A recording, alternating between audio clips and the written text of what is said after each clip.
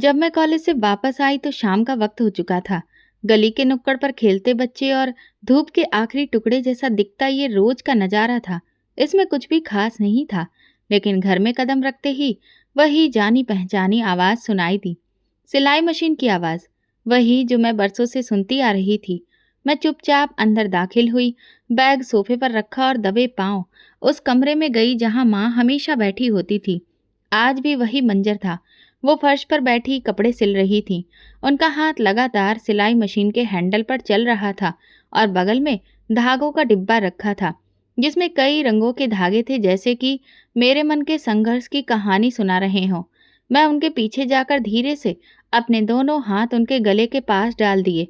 वो चौंक गईं और मुस्कुरा दी। माँ, हर वक्त यही कपड़े, यही मशीन? मैंने उनके गाल पर प्यार करते हुए कहा। पापा की पेंशन आती है, गुजारा तो हो जाता है ना, फिर क्यों इतनी मेहनत करती हो?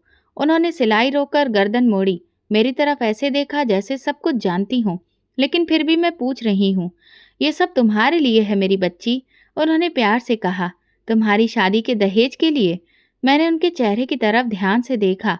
वो मुस्कुरा रही थीं, मगर उनकी आंखों में थकान की परछाइयां साफ दिखाई दे रही थी। उनके होंठ हिल रहे थे, लेकिन साथ ही वो खांस भी रही थीं।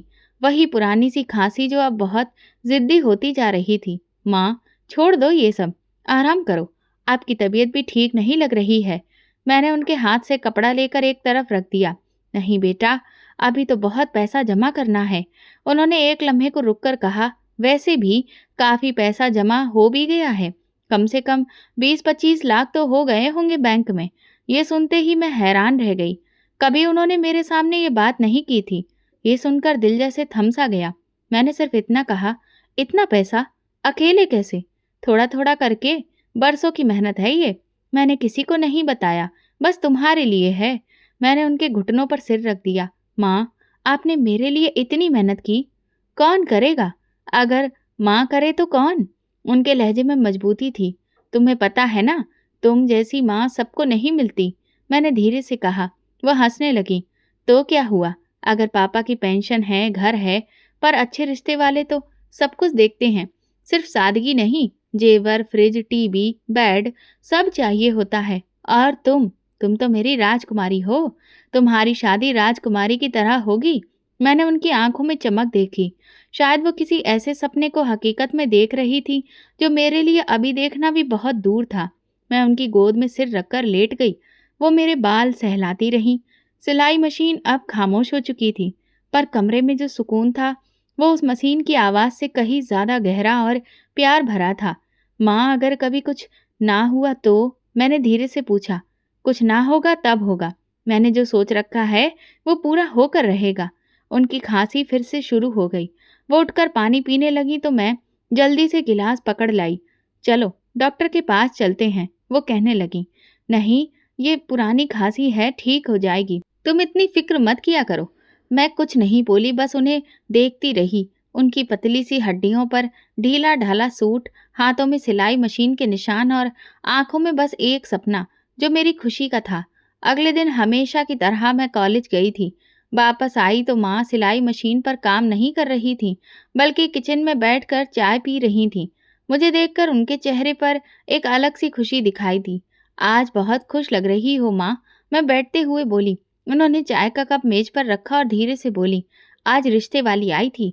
एक लड़के वालों ने तुम्हारी तस्वीर देखी है, उन्हें तुम पसंद आ गई हो। मैंने हैरानी से पूछा, आपने मेरी तस्वीर कब दे दी? कभी कभी खुद भी तो कुछ करना होता है एक माँ को। मैंने तुम्हें बताया नहीं था, लेकिन कुछ दिन पहले रिश्ते वाली को तुम्हारी तस्वीर दे दी थी। उसने कल शाम को लड़के वालों को दिखाई। कैसे लोग हैं, क्या काम करते हैं? मैं थोड़ा जोश में आ गई। लड़का प्राइवेट कंपनी में इंजीनियर है, घर भी उनका अपना है। बस कल आकर तुम्हें देखना चाहते हैं। माँ, आपने मुझे बताया नहीं, मैं थोड़ी नाराजगी से बोली। बता देती तो तुम परेशान हो जाती। मैं चाहती थी कि सब कुछ खामोशी से हो, बिना किसी दबाव के। मैं खामोश हो गई। अंदर कहीं न कहीं एक उलझन ने घेर कर रख लिया था, और साथ ही ये डर भी, जैसे ये सब कुछ अचानक हो रहा था। अगली सुबह माँ ने मुझसे कहा, बेटा तुम कॉलेज से जल्दी आ जाना, कल वाले रिश्ते वालों ने फ़ोन किया है, वो अब आना चाहते हैं। मैंने उन्हें शाम का वक्त दे दिया है। मैंने हाँ में सिर हिलाया। कॉलेज से आते वक्त मेरे कदम जरा तेज थे। दिल में हल्की सी गर्माहट भी थी। घर पहुंची तो दरवाजा खुला हुआ था। मैंने देखा कि माँ ने घर काफी अच्छे से सजाया हुआ था। मैंने माँ से कहा, ये सब? वो कहने लगी, मैं तुम्हारे लिए सब कुछ बेहतर करना चाहती हूँ।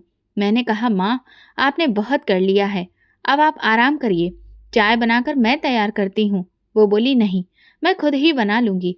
उन्होंने जबरदस्ती उठने की कोशिश की, लेकिन जैसे ही वो खड़ी हुई, उनका संतुलन बिगड़ गया। मैं तुरंत आगे बढ़ी। माँ, वो मेरे बाजू पर हाथ रखकर रुक गईं। फिर एक लम्हे को उनकी आंखें बंद हो गईं। चेहरा सफेद हो रहा था। माँ, क्या हुआ? मैंने उन्हें बाजू से पकड़कर सहारा दिया। उन्होंने कुछ बोलने की कोशिश की, पर उनकी आवाज नहीं निकली। फिर अचानक वो मेरी बाहों में गिर गईं। माँ, माँ, आंखें खोलो। मेरा दिल जैसे गले में अटक गया था। मैंने तुरंत मोबाइल उठाया और पड़ोसी को फोन किया। माँ को लेकर मैं अस्पताल की तरफ निकल पड़ी। पूरे रास्ते मैं भगवान से प्रार्थना करती रही कि मेरी माँ को कुछ भी ना हो। उनका सिर मेरी गोद में था और मैं सिर्फ यही कह रही थी, माँ, आप बहुत हिम्मत वाली हैं, आप मेरी माँ हैं, आपको कुछ भी नहीं होगा, आपको मेरे लिए ठीक होना ही होगा। लेकिन जब मैं अस्पताल पहुंची और फिर जो सुना, वो मेरे बर्दाश्त से बाहर था। हम माफ़ी चाहते हैं, आपकी माँ का देहांत हो चुका है। उन्हें बहुत भयंकर हार्ट अटैक आया था। डॉक्टर के शब्दों की आवाज़ मुझे सुनाई तो दे रही थी, लेकिन कुछ भी समझ में नहीं आ रहा था। मैं वहीं कुर्सी पर बैठ गई, आंखें बिल्कुल खाली। अस्पताल की रोशनी जैसे मेरी आंखों में चुभने लगी थी। कमरा, डॉक्टर, नर्सें, सब कुछ एक धुंध में बदल गए थे। मुझे याद है मेरी माँ का ठंडा हाथ मेरी उंगलियों में था और मैं सिर्फ उनकी आंखों को देख रही थी, बंद आंखें, जैसे वो कुछ कह रही हों। कितनी अच्छी औरत थी, सारी जिंदगी बस अपनी बेटी के लिए ही जीती रही। मोहल्ले वाले इसी तरह की बातें कर रहे थे और मैं बस खामोश बैठी हुई थी। मेरी आंखों में आंसू नहीं थे, शायद सदमा इतना गहरा था कि आंसू भी अब सूख चुके थे। बस अंदर सब कुछ खाली था। ऐसा लग रहा था जैसे किसी ने मेरे पैरों तले से जमीन खींच ली हो। अर्थी, अंतिम यात्रा, अंतिम संस्कार, सब कुछ एक धुंधलके में गुजर गया। मैं हर पल बस यही सोचती रही कि कल वो मेरे लिए चाय बना रही थी और आज राख में बदल चुकी है। कुछ दिन बीते, रिश्तेदारों में से किसी ने फिर से फ़ोन किया। मैंने फ़ोन नहीं उठाया। भला मैं क्या कहती कि जिनके लिए सब कुछ जमा किया था वो अब नहीं रही, कि अब मेरे पास ना तो माँ है और ना ही कोई सहारा। माँ के जाने के बाद पूरा घर जैसे खामोश हो गया था। दीवारों से उनकी आवाज़ें आती थीं, कमरों में उनकी महक अभी भी बाकी थी और मैं बस जैसे किसी खाली सन्नाटे में रह गई थी। चुपचाप दिन गुजरते रहे। मोहल्ले की कुछ औरतें आती जाती रहीं, पर कोई ऐसा नहीं था जो माँ की कमी को पूरा कर सके। तीसरे दिन मेरी बुआ आईं। उनकी आंखें सूजी हुई थीं, साथ में फूफा जी भी थे। घर में दाखिल होते ही बुआ मुझे गले लगाकर रोने लगी। मेरी बच्ची, तेरी माँ तो सब कुछ तेरे लिए करके गई, पर तुझे अकेला छोड़कर चली गई। अब तो हमारे सिवा तेरा कोई नहीं है, इसीलिए अब यहाँ रहने का कोई फायदा नहीं है। अब हमारे साथ चल, आखिर तेरे अपने बस हम ही तो हैं। मैंने सब सुना, लेकिन खामोश पड़ी रही। ना मैं इनकार कर सकी और ना ही हाँ कह सकी। बस ये समझने की कोशिश कर रही थी कि अब जिंदगी कहाँ लेकर जाएगी। बुआ ने कमरे का एक चक्कर लगाया, फिर बोली, ये घर भी अब वीरान हो गया है, इसीलिए तो कह रही हूँ कि अकेली लड़की यहाँ कैसे रहेगी। फिर अगले ही दिन फूफा जी मुझे अपने घर ले आए। सादा सा मोहल्ला, छोटा सा घर, लेकिन अब मुझे एक छत मिल गई थी। शुरू के दिन कुछ अजीब से गुजरे। बुआ मुझे हर वक्त गले लगाकर कहती, तुम हमारी बेटी जैसी हो, अब तुम्हें किसी भी चीज़ की फिक्र करने की ज़रूरत नहीं है। मैं हर रात माँ की तस्वीर देखकर सोती और दिल ही दिल में उनसे कहती, माँ, मुझे समझ में नहीं आ रहा कि आगे क्या होगा, लेकिन मैं समझने की कोशिश कर रही हूँ। एक शाम जब सब लोग खाना खा चुके थे, बुआ बर्तन समेट रही थी और मैं किचन में उनकी मदद कर रही थी। अचानक उन्होंने पूछा, बेटा, तुम्हारी माँ कुछ पैसे वगैरह छोड़ गई थी? मैंने धीरे से जवाब दिया, हाँ बुआ, माँ ने बताया था कि तकरीबन 25 लाख रुपए बैंक में जमा हैं। वो सब मेरी शादी के लिए उन्होंने जमा कर रखे थे। बुआ के हाथ रुक गए। बर्तन वहीं छोड़कर वो मुड़ी और मुझसे कहा, इतनी बड़ी रकम, तुम्हें पता है, ये रकम तो किसी की पूरी जिंदगी की कमाई होती है। मैंने हाँ में सिर हिला दिया। जी माँ, बहुत मेहनत करती थी, वो चाहती थी कि मेरी शादी अच्छे घर में हो। वो कुछ देर चुप रही, फिर बोली, चलो ऐसा करते हैं, कल बैंक चलते हैं, उन पैसों का ठीक-ठाक बंदोबस्त कर लेते हैं ताकि वक्त पर काम आए। तुम्हें रिश्ते के लिए भी तो कुछ तैयारी करनी होगी। मेरे दिल में हल्का सा कुछ खटका सा महसूस हुआ, पर मैंने उसे नजरअंदाज कर दिया। सोचा बुआ बड़ी हैं, उन पर भरोसा तो करना ही पड़ेगा ना। अगले दिन हम बैंक गए। मेरे पास माँ की पासबुक थी और माँ का मृत्यु प्रमाण पत्र भी, जो बैंक में स्टाफ को माँ की मृत्यु की सूचना देने और पूरी रकम निकलवाने के लिए ज़रूरी था। जब मैंने सारी प्रक्रिया पूरी कर ली तो मुझे एक नया अकाउंट खुलवाने के लिए कहा गया, लेकिन बुआ ने मेरा हाथ पकड़कर कहा, नहीं, ऐसा करो कि ये सारी रकम तुम मेरे अकाउंट में डाल दो। घर जाकर हम सब कुछ समझ लेंगे। ये सुनकर मैं थोड़ा हिचकिचाई, लेकिन उन्होंने मजबूत लहजे में कहा, देखो तुम अब अकेली हो। अगर तुम्हारे साथ कुछ भी हो गया तो फिर ये पैसे कहाँ जाएंगे? मैं तुम्हारी बड़ी हूँ, तुम्हें मुझ पर भरोसा करना चाहिए। मैं सच में उलझन में पड़ गई थी। समझ नहीं आ रहा था कि क्या करूं। वैसे बुआ की बात ठीक थी कि रकम बहुत बड़ी थी और जिम्मेदारी भी। और फिर मैंने सारे पैसे उनके अकाउंट में जमा करवा दिए। फॉर्म पर जब मैं दस्तखत कर रही थी तो मेरे दिल में एक अजीब सी बेचैनी थी, लेकिन फिर भी मैंने खुद को समझा लिया। ये मेरे पिता की बहन है, भला ये मेरे साथ कुछ गलत क्यों करेंगी? घर जाकर बुआ ने तुरंत मेरे लिए चाय बनाई और नाश्ता तैयार किया। फिर मुझे सामने बिठाकर बोली, अब हम तुम्हारी शादी की तैयारी बहुत अच्छे से करेंगे। तुम्हारी माँ की आखिरी इच्छा थी कि तुम्हें अच्छे घर में विदा किया जाए। मैं हल्की सी मुस्कुराहट के साथ उनकी इस बात का शुक्रिया अदा किया, लेकिन फिर भी मेरा दिल पूरी तरह से निश्चिंत नहीं था। बुआ के बर्ताव में कुछ बदलाव सा लग रहा था, जैसे अब वो ज़्यादा ही औपचारिक हो गई थीं। धीरे धीरे 2 हफ्ते गुजर चुके थे। बुआ के घर में मेरी मौजूदगी अब रोज़मर्रा का हिस्सा बन चुकी थी। सुबह नाश्ता, दोपहर में उनके काम में हाथ बटाना और शाम को खामोशी से अपने कमरे में बैठे रहना। मेरा दिल कई बार बेचैन होता, लेकिन हालात ने मुझे खामोश रहने पर मजबूर कर दिया था। एक शाम जब हम सब लोग बैठे थे और खाने के बाद चाय पी रहे थे, बुआ ने अचानक से बात छेड़ी, रश्मि, मैं उन लड़के वालों से बात की थी जिन्होंने तुम्हें देखने के लिए कहा था। मैंने जैसे ही उनकी बात पर ध्यान दिया, मेरे हाथ में जो चाय का कप था वो हाथ से छूटते छूटते बचा। तो फिर क्या कहा उन्होंने? मैंने पूछा। बुआ बोली, उन्होंने तो हाँ ही की थी, लेकिन मैंने ही इनकार कर दिया। ये सुनते ही मेरे अंदर एक सन्नाटा सा छा गया। इनकार? लेकिन क्यों? बुआ ने चाय की एक घूंट ली, फिर अपने अजीब से अंदाज में बोली, अरे तुम्हें नहीं पता उस लड़के के बारे में? मैंने खुद से पता करवाया था तो मुझे पता चला कि वो लड़का तो आए दिन नशा करता है। अब तुम ही बताओ, ऐसे घर में भला मैं तुम्हें कैसे दे सकती हूँ? ये सुनते ही मैं गहरी सोच में पड़ गई। मुझे ऐसा लगा जैसे किसी ने अंदर से मुझे बिल्कुल खाली कर दिया हो।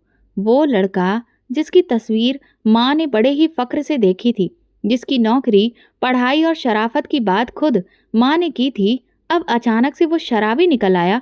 क्या आपने खुद देखा था? मैंने बुआ से पूछा। उन्होंने मुझे घूर कर देखा। तुम्हें हम पर भरोसा नहीं है क्या? नहीं बुआ, ऐसी बात नहीं है। बस माँ ही तो कह रही थी कि वो लोग बहुत अच्छे हैं। बुआ का लहजा एकदम सख्त हो गया। तुम्हारी माँ अब इस दुनिया में नहीं है। अब तुम्हारा फैसला हम करेंगे। हम जो बेहतर समझेंगे वही होगा। तुम्हें अभी बहुत कुछ सीखना है। मैं चुप हो गई। दिल में एक कसक सी उठी, लेकिन जुबान बंद रही। अगले दिन मैंने रोज की तरह सारे घर के काम निपटाए। झाड़ू, बर्तन, कपड़े, सब कुछ जैसे अब मेरी जिम्मेदारी बन गया था। शाम को फूफा जी आए तो मैंने सुना वो बुआ से धीमी आवाज में कह रहे थे, तुमने पैसे अपने अकाउंट में जमा करवा लिए हैं? अब क्या सोचा है लड़की के बारे में? बुआ की आवाज़ साफ सुनाई दी, अभी कुछ नहीं, अभी तो बहुत काम बाकी है। वो जब खुद पूछेगी तब देखेंगे। ये सुनते ही मेरे कदम जैसे जमीन में धंस गए। यानी बात मेरी हो रही थी और मेरे लिए फैसले भी खामोशी से लिए जा रहे थे। रात को जब सब लोग सोने चले गए तो मैं छत पर जाकर बैठ गई। नीचे शहर का शोर सुनाई दे रहा था, लेकिन मेरे अंदर एक सन्नाटा था जो हर गुजरते दिन के साथ गहरा होता जा रहा था। मैंने अपनी डायरी निकाली और लिखा, माँ, आज पहली बार लगा जैसे मेरे अपने फैसले मेरे हाथों से फिसल रहे हैं। मैंने चुपचाप सब कुछ उनके हवाले कर दिया, आपके पैसे, आपका सपना, सब कुछ। और माँ, मैं अब बस एक तमाशाई बन गई हूँ। अगले दिन बुआ ने मुझे साथ में बाजार चलने को कहा। हमें थोड़ी बहुत खरीदारी करनी थी। बुआ ने अपने लिए नए सूट लिए। जब मैंने कहा कि मेरे लिए भी कुछ लेना है तो उन्होंने साफ कह दिया, अभी तुम्हारी शादी की तारीख थोड़ी तय हुई है, इसलिए फिजूल खर्ची की क्या ज़रूरत है। मैं चुप हो गई। वापसी पर वो बैंक के पास से गुजरी तो बोली, पैसे तो सुरक्षित हैं, फिक्र मत करो। तुम्हें ज़रूरत पड़ेगी तो बताना। मैंने पलटकर नहीं देखा और ना ही कोई जवाब दिया। कुछ दिनों के बाद शाम के वक्त फूफा फिर आए। मैं उस वक्त किचन में चाय बना रही थी जब उनकी आवाज़ सुनाई दी। इस लड़की को मैंने सारा दिन घर में काम करते देखा है। कब तक ये इस तरह यहाँ रहेगी? तुम इसके लिए कोई रिश्ता क्यों नहीं देखती? बुआ ने हंसते हुए जवाब दिया, ये कोई आसान काम थोड़ी है। अभी तो इसका दिमाग भी बहुत कुछ सीखने वाला है।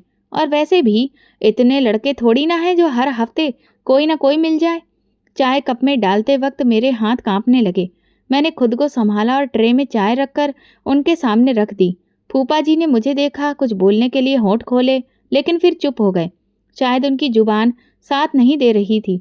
सुबह जब मेरी आंख खुली तो आंगन में पानी बहने की आवाज़ सुनाई दी। नींद में डूबी आंखें किसी और ही धुन में थीं, लेकिन नींद तुरंत टूट गई। जैसे ही बुआ की आवाज़ सुनाई दी, अगर उठ गई हो तो बर्तन धो लो, कल रात के भी रह गए थे। मैंने आंखें मसली, दुपट्टा डाला और चुपचाप किचन में चली गई। वहां देखा तो बर्तनों का अंबार मेरा इंतजार कर रहा था। कल के खाने के बाद सब लोग सोने चले गए थे। मैं भी थकान से चूर थी, लेकिन आज उन सबका हिसाब बराबर किया जा रहा था। काम खत्म होते ही आंगन की सफाई करने का हुक्म मिला, फिर कपड़ों की धुलाई। बुआ कहने लगी, नौकरानी ने तो मेरी नाक में दम कर रखा था, इसीलिए मैंने उसे नौकरी से निकाल दिया। वैसे भी छोटा सा घर है, तुम तो सारा काम कर ही लेती हो। मैं हर काम चुपचाप करती। दिन में कॉलेज जाती, शाम को वापस आकर वही रूटीन, वही जिम्मेदारियां। शुरू शुरू में बुआ कहती थी, बेटा तुम बहुत समझदार हो, तुम्हारे बस की बात है। फिर धीरे धीरे उनके जुमले बदलने लगे, अब ये सब तुम ही करोगी, हमसे नहीं होता। वो बच्ची है, उसे आराम भी करने दिया करो। लेकिन बुआ का जवाब हमेशा यही होता, जब अपने घर जाएगी तब आराम कर लेगी, यहाँ तो जो है वो करना ही है। एक दिन शाम को जब मैं कॉलेज से वापस आ रही थी, मोहल्ले की एक औरत रुकी। उनके साथ में एक और औरत थी, शायद वो रिश्ता करवाने वाली थी। उन्होंने कहा, बेटी तुम बहुत खूबसूरत हो, बहुत शरीफ भी लगती हो, अगर इजाज़त हो तो एक रिश्ता दिखाऊं? लड़का बैंक में नौकरी करता है। मैं खामोश रही। फिर उस औरत ने खुद ही कहा, चलो ठीक है, हम तुम्हारी बुआ से बात कर लेंगे। शाम को वे लोग आए। बुआ ने उन्हें बिठाया, चाय पिलाई, उनकी पूरी बात सुनी और फिर साफ इनकार कर दिया। हमें अभी शादी की फिक्र नहीं है, अभी तो हमारी बच्ची छोटी है। मैं कमरे से सब कुछ सुन रही थी। जब वे लोग चले गए तो मैंने हिम्मत करके पूछा, बुआ आपने उन्हें इनकार क्यों कर दिया? बुआ ने कहा, ये क्या तुम्हारा काम है पूछने का? हम जानते हैं कि कब क्या करना है। रिश्ता कोई सब्जी नहीं होती जो रोज कोई आके देखे। मैं चुप हो गई। अगले दिन फिर किसी ने बुआ से मेरे बारे में बात की, लेकिन जवाब वही था, हमें नहीं करनी अपनी भतीजी की शादी, ये सबके बस की बात नहीं है। ये बात दिल में चुभती जरूर थी, लेकिन मेरी जुबान बंद थी। इनकार की वजह कभी मेरी उम्र, कभी मेरी पढ़ाई, कभी मेरे लिए अच्छे रिश्ते का इंतजार बताया जा रहा था। हालांकि दिल कहता था कि वजह कुछ और ही है। अक्सर मैं खुद से सवाल करती, क्या वो मेरा ख्याल रख रही हैं या फिर बस वक्त गुजार रही हैं? लेकिन जवाब हमेशा धुंधला होता। एक दिन जब मैं बाजार से सौदा लेकर आई तो अंदर से आवाज आई, सच कहूँ तो बड़ी काम की है, सुबह से शाम तक सब कुछ कर देती है। हम तो ऐसी ही नौकरानी की तलाश कर रहे थे। बड़े नसीब वाले हैं जो बैठे बिठाए ऐसी नौकरानी मिल गई। भला किसे फ्री में ऐसी नौकरानी नहीं चाहिए? मेरे कदम रुक गए। कानों में शोर होने लगा। वो शायद अपने किसी रिश्तेदार से फ़ोन पर बात कर रही थी। मैं अंदर गई और चुपचाप सारी चीज़ें रखकर बाहर आ गई। मेरी खूबसूरती, मेरी मेहनती होना, जो कभी माँ की आंखों की चमक था, अब मेरे लिए बोझ बन गया था। लोग देखते, बात करते, बुआ इनकार कर देती। कुछ लोग तो बार बार आते, लेकिन हर बार जवाब एक ही होता। फूफा की खामोशी अब खटकने लगी थी। वो कुछ कहते नहीं थे, लेकिन बहुत कुछ कहना चाहते थे। शायद सब समझते थे, लेकिन कुछ कह नहीं सकते थे। जब मेरा बीए पूरा हुआ तो दिल में जैसे एक हलचल सी मच गई। मैंने खुद से कहा, अब तो वक्त आ गया है। माँ का सपना, उनकी मेहनत, सब याद आया। हर बार जब भी आईने में खुद को देखा, लगता जैसे कि वक्त रुक नहीं रहा था, उम्र भी अपनी रफ्तार से चल रही थी। हर महीने के साथ रिश्ते भी जैसे महंगे होते जा रहे थे। हर दिन के साथ जैसे दिल में एक नया एहसास जागता। शाम का वक्त था। मैं कपड़े सुखाने के बाद आंगन में बुआ के पास जा बैठी। कुछ देर वो आंखें बंद किए लेटी रहीं, फिर मैंने धीरे से कहा, बुआ, मेरा भी कोर्स पूरा हो गया है। उन्होंने सर हिलाया। अच्छा है, भगवान तुम्हें और तरक्की दे। मैंने अपनी बात जारी रखी। बुआ, मैं चाहती हूँ कि मेरी शादी की बात हो। रिश्ते तो कहीं कहीं से आए, लेकिन बात आगे नहीं बढ़ती। अचानक उनके चेहरे पर तेवर आ गए, जैसे उन्हें कोई नापसंद बात सुनाई दे गई हो। कैसी बेशरम हो तुम, वो बोली। अपने मुंह से कह रही हो कि मेरी शादी करवा दो। जमाना बदल गया है क्या? लड़कियां खुद अपने रिश्ते मांगती हैं। मैं एकदम से चुप हो गई। दिल की धड़कन जैसे रुक सी गई थी। लेकिन बुआ का लेक्चर जारी रहा। हमारे वक्त पर तो लड़कियां आंख उठाकर भी कुछ नहीं कहती थी। और तुम, पढ़ाई लिखाई कर लेने का मतलब ये नहीं होता कि जुबान चलने लगे। मैंने धीरे से सिर झुका लिया। कुछ लम्हों बाद मैंने हिम्मत की। बुआ, माँ ने मेरे लिए पैसे जमा किए थे। वो काफ़ी रकम थी जिससे शादी पूरी हो सकती है। अगर थोड़ी कोशिश की जाए तो सब कुछ हो सकता है। बुआ की आंखों में एकदम से चमक आई, लेकिन उनके होठों पर सख्ती अभी भी कायम थी। कौन से पैसे? कहाँ हैं पैसे? मेरे पास तो कुछ भी नहीं है। मैं हक्का बक्का रह गई। बुआ, वही 25 लाख रुपए जो आपके अकाउंट में जमा कराए गए थे बैंक से। उन्होंने मुझे बीच में ही रोक दिया। 3 साल से खा रही हो, पहन रही हो, पढ़ रही हो, वो सब जमीन से उगा था क्या? ये सब उन्हीं पैसों से था। अब वो खत्म हो गए। मैं बेयकीनी से उन्हें देखती रह गई। 25 लाख रुपए खत्म? तो क्या समझा था? 3 साल की रोटी, तुम्हारे कपड़े, कॉलेज की फीस, इलाज, दवा, सब कुछ मुफ्त में मिल रहा था। तुम्हारे पापा का घर भी तो हमने देखा है। हमारा भी अधिकार है उसमें। मैंने अपना दिल थाम लिया। सब कुछ धुंधला सा हो गया था। मैं कुछ कहना चाहती थी, लेकिन आवाज़ नहीं निकली। मैं जानती थी कि वो रकम अभी तक बैंक में है। उसका खर्च ऐसा था ही नहीं कि यूं खत्म हो जाता। पर बात रकम की नहीं, भरोसे की थी। जब इंसान बोझ बन जाता है तो सब कुछ बदल जाता है। रात को कमरे में जाकर मैंने माँ की साड़ी निकाली। उस साड़ी में बहुत सारे सपने लिपटे थे। वही साड़ी जिसे माँ मेरे दहेज की चीज़ों के साथ रखना चाहती थी। मैंने उसे गोद में रखा और चुपचाप बैठ गई। दरवाजे के बाहर से आवाज़ आई, ये लड़की बहुत तेज हो गई है। आजकल जुबान भी इसकी बहुत चलती है। बुआ शायद फूफा से बात कर रही थी। उनकी आवाज़ में अब वो मिठास नहीं थी जो शुरू में हुआ करती थी। उसे लगता है कि हमने उसके पैसे हड़प लिए हैं। वो भूल गई है कि हमने उसे अपने पास रखा है। फूफा कुछ भी नहीं बोले, या शायद बोले हों, पर मेरे हक में अब सिर्फ खामोशी ही बाकी थी। अगली सुबह घर के काम के दौरान मैंने उनकी बातों पर ध्यान देना छोड़ दिया। किचन में बर्तन धोती रही। हाथ अपने आप चलते रहे, लेकिन दिमाग एक एक हिसाब जोड़ रहा था। कौन सा दिन था जब मैंने उन पर भरोसा किया, और कौन सा दिन है जब उस भरोसे की कीमत चुका रही हूँ। दोपहर में एक और रिश्ता आया। इस बार वो लोग खुद आए थे। फूफा के जानने वालों के रिश्तेदार थे। मुझे देखकर उनके चेहरे खिल गए। मैं उन्हें पसंद भी आ गई थी। लेकिन जवाब वही था, अभी हम शादी नहीं करना चाहते। मैंने पहली बार अंदर ही अंदर खुद से सवाल किया, क्या सपने सिर्फ तब तक खूबसूरत होते हैं जब तक वो हकीकत ना बन जाएं? शाम को मैं छत पर बैठी थी। नीचे गली में बच्चों का शोर था। दूर कहीं आरती की आवाज़ आ रही थी। आसमान पर कुछ बादल तैर रहे थे।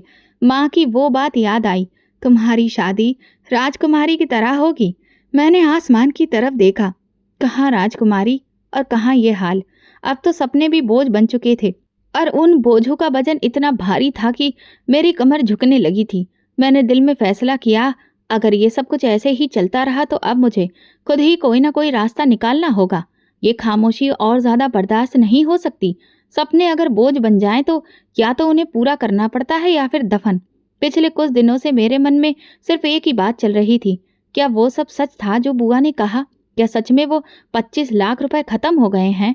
क्या माँ की बरसों की मेहनत यूं ही 3 साल में मिट्टी हो गई? मेरे सवाल बढ़ते जा रहे थे। सुबह जब मैं बचे हुए बर्तन धो रही थी तो मुझे एक ख्याल आया। मैं किचन से निकलकर धीरे से कमरे में रखे पुराने बैग से बैंक की रसीदें निकाल लाई। वे वही रसीदें थीं जिन पर मेरे दस्तखत थे और जिनमें साफ साफ लिखा था कि पैसे बुआ के अकाउंट में जमा हुए थे। मैंने पूरी शाम उन रसीदों को दोबारा पढ़ा। रकम, तारीख, दस्तखत, सब कुछ साफ था। दिल में एक बात और साफ होती जा रही थी, सच छुपाया गया है, और अगर मैं अभी भी खामोश रही तो सब कुछ जाता रहेगा। अगले दिन नाश्ते के बाद जब बुआ आंगन में चाय पी रही थी, मैंने उनके सामने वो रसीदें रख दी। बुआ ये देखिए, आपने खुद मेरे सामने बैंक में ये रसीद ली थी। इतनी रकम 3 साल में खत्म नहीं हो सकती। बुआ ने एक नज़र रसीदों पर डाली, फिर दांत पीसते हुए बोली, और ये रसीदें साबित करती ही क्या हैं? ये तो पुरानी बात है। अब कुछ भी नहीं बचा। कैसे नहीं बचा? मैंने कहा। मैंने हिसाब लगाया है। साल भर में इतने पैसे किसी के खाने पीने में खत्म नहीं होते। बुआ ने चाय रख दी और सीधी होकर बैठ गई। तुम्हारा मतलब है कि हम झूठ बोल रहे हैं?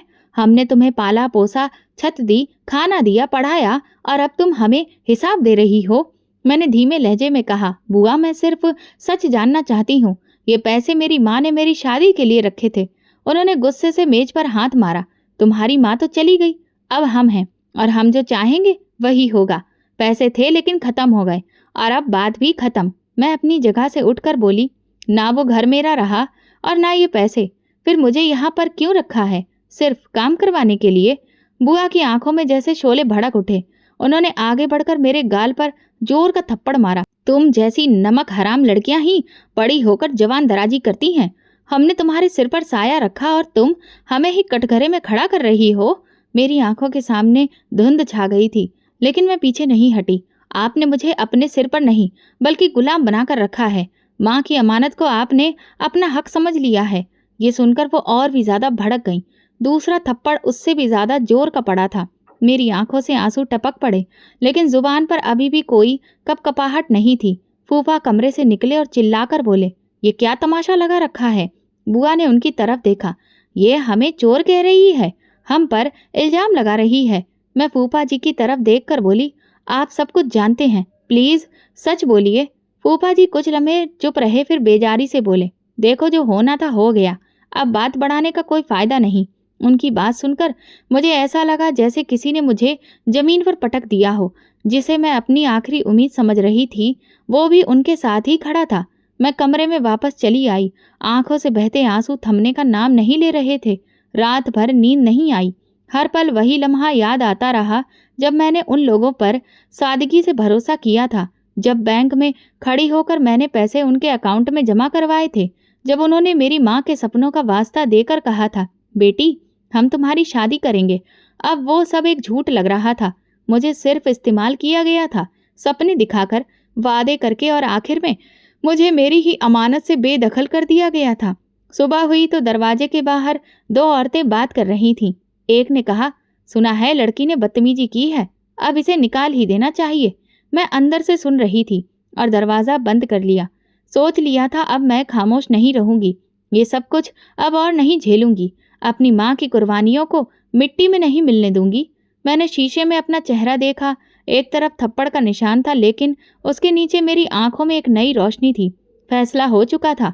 अब मैं लड़ूंगी, अपने लिए, अपनी माँ के सपनों के लिए। सुबह के वक्त घर में अजीब सी खामोशी थी, जैसे सब कुछ रुक गया हो। मैं कमरे में बैठी थी। कागजात और रसीदें मेरे सामने बिखरी थी। मैंने फैसला कर लिया था, अब उन पैसों का हिसाब लेना है। मैं अपने अधिकार से पीछे नहीं हटूंगी। कुछ देर बाद बुआ अंदर आई। हाथ में पानी का गिलास था, लेकिन चेहरा सख्त। अब क्या चाहती हो तुम? उन्होंने दरवाजे पर खड़े होकर पूछा। अपना अधिकार, और कुछ नहीं। जो पैसे माँ ने मेरे लिए रखे थे, उनका हिसाब। मैंने सर उठाकर उनकी आंखों में देखा। बहुत बोलने लगी हो। हमारे ही घर में रहकर हमें आंखें दिखा रही हो। हमने तुम्हें पाला पोसा और तुम बदले में हमें चोर बना रही हो। मैंने जवाब में कहा, मैंने सिर्फ वो मांगा है जो मेरा है, और अगर ये गलत है तो फिर जो आपने किया वो क्या है? वो आगे बढ़ी और गुस्से से मेरी कलाई पकड़कर बोली, चल निकल यहाँ से, बहुत हो गया। हमने तेरा बोझ काफी उठा लिया, अब हमें तुझे और नहीं सहना है। मैंने अपनी कलाई छुड़वाने की कोशिश की। बुआ ये जाती है, मैं कहीं नहीं जा रही जब तक मेरे पैसे वापस नहीं होते। तभी बाहर से फूफा जी की आवाज आई, निकालो इसको, हम यहाँ कोई अनाथालय नहीं चला रहे हैं। बुआ ने मेरे कमरे का सामान समेटना शुरू कर दिया। कुछ कपड़े और किताबें एक बैग में डाल दी, और जैसे मेरा सब कुछ मेरे वजूद से अलग कर दिया गया।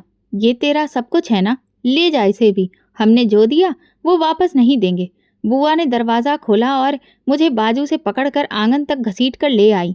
हम पर इल्जाम लगाने से पहले अपने गिरेबान में झांक ले। आजकल की लड़कियां सिर्फ जुबान चलाती हैं। हमने मोहल्ले भर में इज्जत कमाई है। तू एक लावारिस लड़की है और इसे खराब नहीं कर सकती। बुआ ने दरवाजा खोला और एक जोरदार धक्के से मुझे बाहर निकाल दिया। जा, जैसे आई थी वैसे चली जा। हमें ना अब तेरी शक्ल देखनी है ना सवाल सुनने हैं। मैं सड़क पर गिर गई। एक एक करके दरवाजे खुलने लगे। मोहल्ले की औरतें खिड़कियों से झांकने लगी। क्या हुआ? अरे सुना है कि लड़की का चरित्र ठीक नहीं था। अपनी ही बुआ पर इल्जाम लगा रही थी। हमें तो पहले ही शक था। इतनी खूबसूरत होकर भी खामोश रहती थी। कुछ ना कुछ गड़बड़ जरूर थी। मैंने जमीन से बैग उठाया और आंखों में आंसू छुपाते हुए आगे चलने लगी। लोगों की नजरें मेरे पीछे थीं। बातें आसपास हो रही थीं। कहाँ जा रही है अब? अब माँ भी नहीं है और रिश्तेदार भी परेशान करेंगे। अब क्या करेगी? मेरे कदम खुद ब खुद चल रहे थे। मैं नहीं जानती थी कि कहाँ जा रही हूँ। गली से निकलकर सड़क पर आ गई। गाड़ियां गुजर रही थीं। लोग अपने अपने कामों में व्यस्त थे, लेकिन मेरी दुनिया जैसे रुक गई थी। मैं एक बेंच पर बैठ गई, बैग साथ में रखा और दिल जोर जोर से धड़क रहा था। सिर्फ एक सवाल था, अब कहाँ जाऊं? शाम होने लगी, आसमान में अंधेरा छाने लगा और मेरा दिल डर से भरने लगा। मैंने चारों तरफ देखा। हर चेहरा अजनबी लगा। मेरी जेब में बस कुछ रुपए ही थे, जो पिछले महीने की फीस से बच गए थे। लेकिन ये पैसे कब तक चलते और मैं कहाँ ले जाती? बेंच पर बैठी मैं एक औरत को देख रही थी, जो कुछ लम्हे पहले ही मेरे सामने आकर रुकी थी। उसके कपड़े मैले थे, चेहरा झुर्रियों से भरा हुआ और आंखों में एक अजीब सी चमक थी। उसने मेरे सामने रोटी रखी और खुद भी जमीन पर बैठ गई। बेटी, ये दुनिया कुछ नहीं देती उन लोगों को जो बस रोते रहते हैं। जो उठते हैं वही अपना हिस्सा खुद खींच लेते हैं। मैंने सिर झुकाया और आंखों से आंसू रुक नहीं रहे थे। कुछ बताएगी? तेरे चेहरे पर जो दुख है वो मैंने कई बार देखा है। बोल, शायद कोई रास्ता निकल आए। मैं रुक रुक कर कहना शुरू किया। पहले सिर्फ इतना कहा कि माँ नहीं रही, फिर धीरे धीरे सब कुछ बोल दिया। किस तरह माँ ने पैसे जोड़े, कैसे बुआ ने वादे किए और फिर धक्के देकर निकाल दिया। मैं कुछ देर बोलती रही, वो सुनती रही। उसकी आंखों में हमदर्दी थी, लेकिन कोई दिखावे की नमी नहीं। वो जैसे हर शब्द अंदर उतारती जा रही थी। तो माँ की अमानत लेकर घर से निकल गई है, वो भी अपने ही रिश्तेदारों के हाथों, उसने धीमे लहजे में कहा और मैंने सिर हिलाया। वो कुछ देर खामोश रही, फिर अपने दुपट्टे से एक मोबाइल निकाला। मुझे हैरत हुई कि एक भिखारिन के हाथ में फ़ोन। उसने तेजी से एक नंबर मिलाया और कोने में जाकर बात करने लगी। मैंने सुनने की कोशिश नहीं की, बस उसे देखती रही। कुछ मिनट बाद वो वापस आई। तेरा इंतजाम हो गया है। उसने मुझे देखा। लेकिन अब जो करना है वो तुझे ही करना है। अगर खुद पर भरोसा है तो दरवाजे खुलते देर नहीं लगती। मैं हक्का बक्का उसे देख रही थी। कल सुबह कुछ लोग आएंगे, तू बस हिम्मत मत हारना।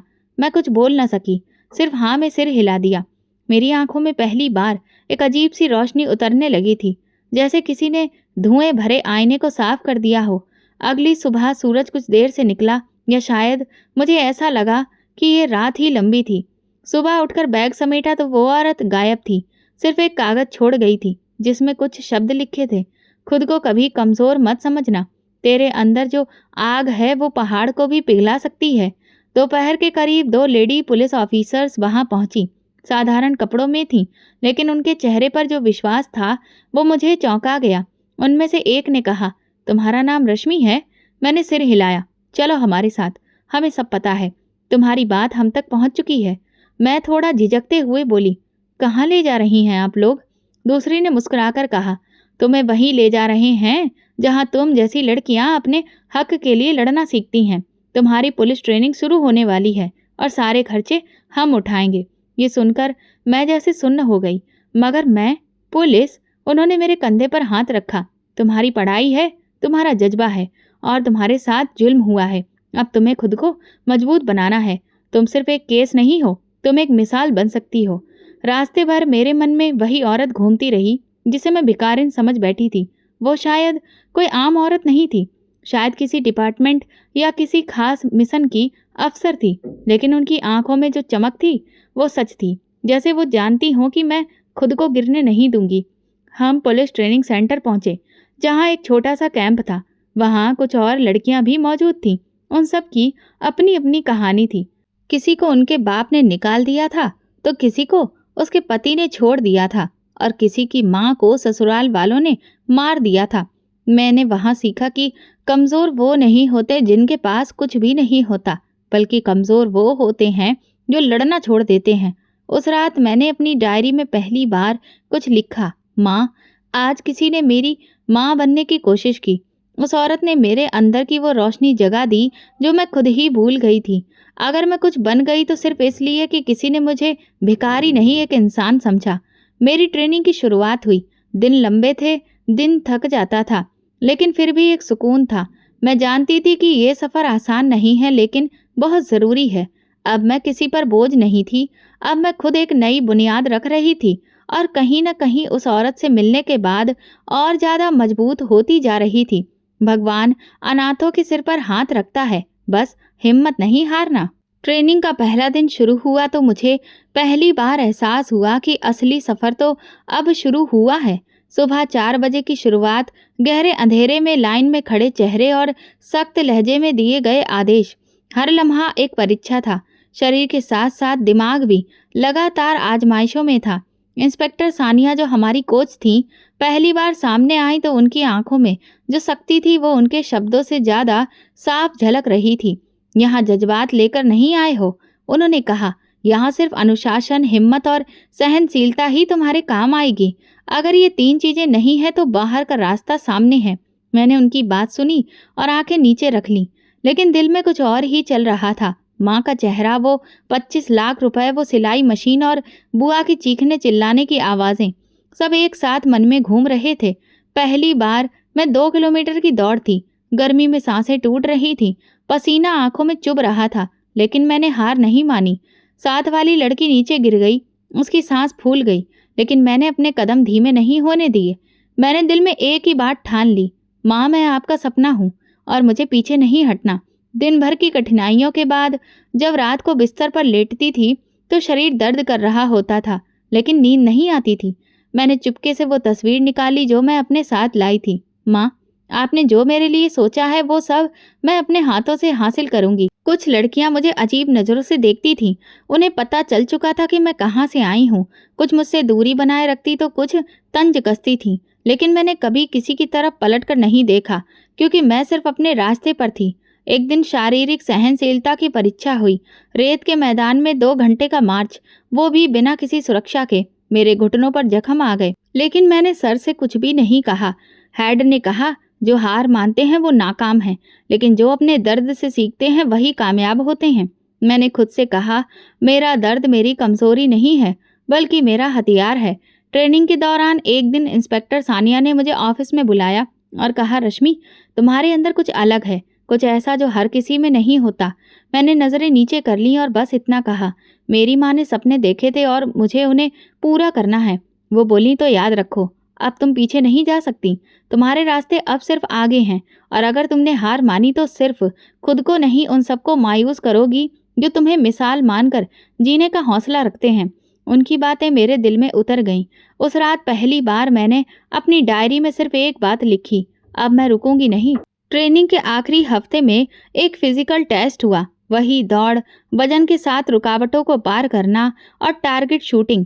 मेरे ग्रुप की सबसे तेज लड़की हेमा थी। वो कहती थी, रश्मि, तुम तो बिल्कुल कोई फिल्मी कैरेक्टर लगती हो, और मैं बस मुस्कुरा देती थी। मेरी फिल्म का इंसाफ अभी बाकी है। वो हंसती और कहती, अच्छा तो फिर विलन कौन है? मैं कहती, वो जो रूप लेकर दूसरों के सपनों को खत्म करते हैं। फिर आखिरी दिन आया। हम सब लाइन में खड़े थे। वर्दी हाथ में दी गई। जब मैंने पहली बार खाकी रंग की पुलिस यूनिफॉर्म पहनी तो एक पल के लिए माँ का चेहरा मेरी आंखों के सामने आ गया। वही फक्र भरी आंखें, वही चमक। इंस्पेक्टर सानिया ने मुझे बैच लगाया और कहा, बधाई हो, अब तुम सिर्फ रश्मि नहीं, ऑफिसर रश्मि हो। पूरी ट्रेनिंग आंखों के सामने घूम गई। वो रातें, वो धक्के, वो औरत जिसे मैं बेकार समझ बैठी थी, वो बेंच, सब कुछ। मैंने दिल में सिर्फ एक बात कही, माँ, अब आपकी बेटी अपने पैरों पर खड़ी हो गई है, मजबूत, आत्मविश्वास से भरी और आपके सपनों को पहचान देने वाली। जब मैंने पहली बार थाने की दहलीज पर कदम रखा तो दिल में एक अजीब सी हलचल थी। ये वही रश्मि थी जो कभी सड़क के किनारे मदद के लिए बैठी थी, लेकिन अब हर कदम में एक भरोसा था। हर सांस के साथ मन में बस एक ही बात चल रही थी, अब मैं कभी किसी की बेटी को रोने नहीं दूंगी। पहले कुछ दिनों में मुझे ज़मीनी फील्ड ड्यूटी की जिम्मेदारियां सौंपी गईं। एक रोज जब एक ज़मीन पर धोखाधड़ी का केस सामने आया तो मुझे खुद अपने साथ बिताए हुए वो पल याद आ गए। लोगों का भरोसा तोड़ना, किसी की मजबूरी का इस्तेमाल करना और उसे खामोशी से बर्दाश्त करने पर मजबूर करना, ये सब सिर्फ कहानियों में नहीं होता। मैं ये सब खुद जी चुकी हूँ। उसी रात मैंने पुराने दस्तावेज निकाले, वही रसीदें, वही माँ का बैंक स्टेटमेंट, सब कुछ जो मैंने कभी छुपा कर रखा था अब वक्त आ चुका था। अगले दिन मैंने कोर्ट जाकर एक साधारण सी फाइल तैयार करवाई जिसमें धोखाधड़ी और जायदाद पर कब्जे का आरोप दर्ज था। नाम दर्ज किए गए मेरी बुआ और फूफा के, लेकिन जैसे ही केस दर्ज किया अंदर से एक बोझ उतर गया। ऐसा महसूस हुआ जैसे बरसों बाद किसी ने मेरी आवाज़ सुनी हो। आपको यकीन है कि आप ये कार्रवाई करना चाहती हैं? इन्वेस्टिगेशन ऑफिसर ने पूछा। जी, ये मेरा सिर्फ निजी नहीं, कानूनी फैसला भी है, मैंने साफ शब्दों में कहा। फाइल आगे बढ़ाई गई और कुछ ही दिनों बाद उन्हें कोर्ट से नोटिस जारी हो गया, लेकिन बुआ की प्रतिक्रिया वही थी जो हमेशा रही, इनकार करना और ये कहना कि उन पर झूठा इल्जाम लगाया गया है। हमने इस लड़की को पाला और अब यही हमें पुलिस बुलवा कर बदनाम कर रही है। उनकी ये बात रिकॉर्ड पर दर्ज थी, जो अब सबूत बन चुकी थी। अदालत का पहला दिन आया। मैं वर्दी में नहीं, एक सामान्य सलवार सूट में कोर्ट पहुंची, लेकिन चेहरे पर गर्व था। वकील ने औपचारिक सवाल पूछे। आपके पास क्या सबूत है कि रकम उनके अकाउंट में जमा हुई थी? मैंने बैंक की स्टाम्प लगी रसीद पेश की जो 3 साल पहले उनके खाते में रकम जमा करने पर मिली थी। क्या आपके पास कोई प्रमाण है कि ये घर आपके पिता की कमाई से बना था? मैंने पापा के ऑफिस का वो लेटर पेश किया जिसमें उन्हें इस मकान का मालिकाना हक और प्लॉट अलॉट होने की पुष्टि थी। जज ने फाइल बंद करते हुए कहा, सबूत स्पष्ट और विश्वसनीय हैं। अदालत इस मामले में निर्णय सुरक्षित रखती है। कुछ दिनों बाद फैसला आया। मुझे मेरे पिता के मकान का कानूनी हक और साथ ही 25 लाख रुपए का हर्जाना लौटाने का आदेश दिया गया। ये सुनकर मेरा दिल रुक सा गया। ये वही पल था जिसके लिए मैंने खुद को दोबारा जोड़ा था। कोर्ट से बाहर निकलते वक्त बुआ ने मेरी ओर देखा। उनकी आंखों में अब वो पुराना गुरूर नहीं था। फूफा भी खामोश खड़े थे। मैं बस उनके पास से गुजरती हुई इतना बोली, ये बदला नहीं, अधिकार था जो आपने मुझसे छीना था, वो आज कानून ने मुझे लौटा दिया है। इसके बाद मैं सीधे उस घर के दरवाजे पर पहुंची जहां मेरा बचपन बीता था। दरवाजा खोला, आंगन वैसा ही था, लेकिन खामोशी कुछ बदल चुकी थी। कमरे की दीवारों पर अभी भी माँ की सिलाई मशीन के निशान बाकी थे। मैंने आसमान की ओर देखकर बस इतना कहा, माँ, आपकी बेटी ने अपना वादा पूरा कर दिया है। आपके सपने को मैंने इंसाफ की रोशनी में बदल दिया। उस रात ऐसा महसूस हो रहा था जैसे सब कुछ अपनी जगह पर लौट आया हो। कुछ दिन बाद वो औरत जिसे मैं पहली बार सड़क पर मिली थी दोबारा मिली। इस बार उसका चेहरा साफ था और कपड़े सलीके से थे। मैंने तुमसे कहा था ना कि हिम्मत मत हारना, मैं मुस्कुराकर बोली। आपने मेरे लिए जो किया मैं उसे जिंदगी भर नहीं भूलूंगी। उसने मेरा हाथ पकड़ा और कहा, अब तुम दूसरों के लिए वो रोशनी बनो जो तुम्हें रास्ता दिखा गई थी। मैंने सिर हिलाया। अब जो कुछ भी था वो मेरा था और अब जो मैं बन चुकी थी वो बहुत सी लड़कियों के लिए उम्मीद का चिराग बनने वाला था। वो दिन गर्म था मगर मेरे चेहरे पर सुकून था। थाने में मेरी ड्यूटी सुबह 7 बजे से शुरू होती थी। अब मेरी पहचान थी, मेरी वर्दी, मेरा बैच, मेरी सजा।